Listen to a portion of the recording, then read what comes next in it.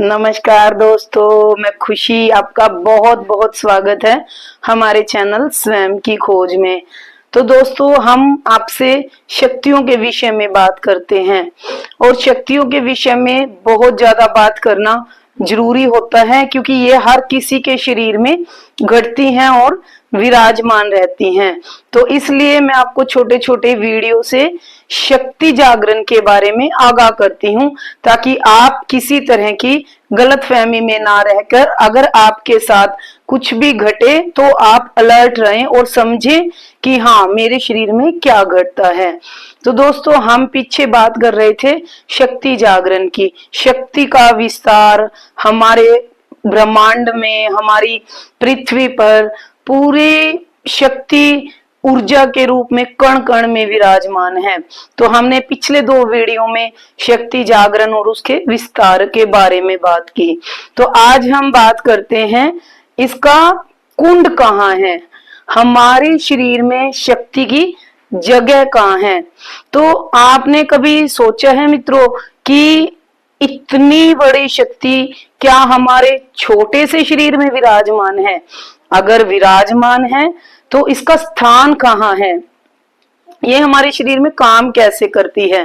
तो हम जानते हैं आज के वीडियो में कि शक्ति किस तरह से हमारे शरीर में विराजमान है। तो दोस्तों, हमारे शरीर में सूक्ष्म तरह से 7 चक्र हमेशा विराजमान रहते हैं। तो सबसे पहले हम बात करेंगे पहला चक्र, मूलाधार चक्र।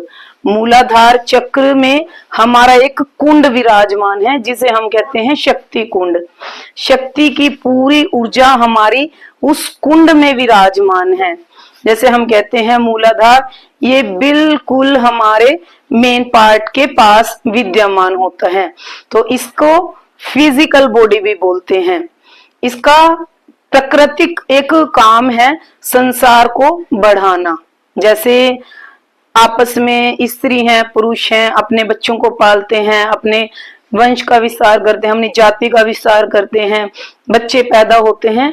पहले चक्र की ऊर्जा इस तरह से काम करती है। तो अपने वंश विस्तार में, संसार में ये ऊर्जा काम करती रहती है। अगर बाहर की तरफ ये ऊर्जा बहती है तो ये शक्ति के रूप में, नया जन्म देने के रूप में काम करती है। लेकिन अगर हम ध्यान साधना के अंदर जाते हैं तो हम पाएंगे कुछ दिनों के लिए हम एक ध्यान करते हैं कि हम इस एनर्जी को रोकते हैं, अपनी ऊर्जा को बहने नहीं देते। जब हम बिल्कुल शांत और धैर्य से हम मूलाधार के चक्रों के ध्यान करते हैं तो हम पाएंगे कि यही कुंड में कितनी कितनी ऊर्जा विराजमान है। और जब वो ऊर्जा ऊपर आनी शुरू होगी, अगर ये ऊर्जा बाहर नहीं जाएगी तो ऊपर चढ़नी शुरू हो जाएगी। जब हम देखते हैं कि इस ऊर्जा की पावर क्या है, इस ऊर्जा में शक्ति कितनी है, तो हम पाते हैं कि हमारे पूरे मूलाधार में एक कुंड विराजमान है जिसके हम अंदर हमारी बहुत सारी ऊर्जा विराजमान है। ये ऊर्जा हमें, जैसे हम डेली का खाना खा लिया, डेली खाना खाते हुए जितने हमारे वर्क है या हमारा जितना काम धंधा है उसमें खपत हो जाती है। लेकिन जब हमारा कुंडली जागरण होता है तो हमें इसी कुंड से हजार हजार गुना एनर्जी मिलती है। और इस एनर्जी को मिलते ही हमारा शरीर पूरे कांपने लगता है और हमें समझ में नहीं आता कि हमारे साथ क्या हो रहा है। धीरे धीरे इसी कुंड से ऊर्जा ऊपर की तरफ बढ़ती है। तो दोस्तों, बहुत सारे संत या बहुत सारे जानकार हम ये भी कहते हैं कि ये उल्टी गंगोत्री है। गंगा नीचे की तरफ बहती है लेकिन ये साधना की गंगोत्री, गंगा उल्टी दिशा में बहती है। जब ये उल्टी दिशा में इसका बहाव आता है तब हम कहते हैं कि हमारे सारे चक्र और द्वार खुलने शुरू हो जाते हैं। क्योंकि दोस्तों, हम बहुत ज्यादा बात करते हैं कुंडली जागरण की, चक्रों की, द्वारों की, लेकिन हमें इनकी कभी भी इतनी जानकारी नहीं होती कि हम इसे जाने कैसे।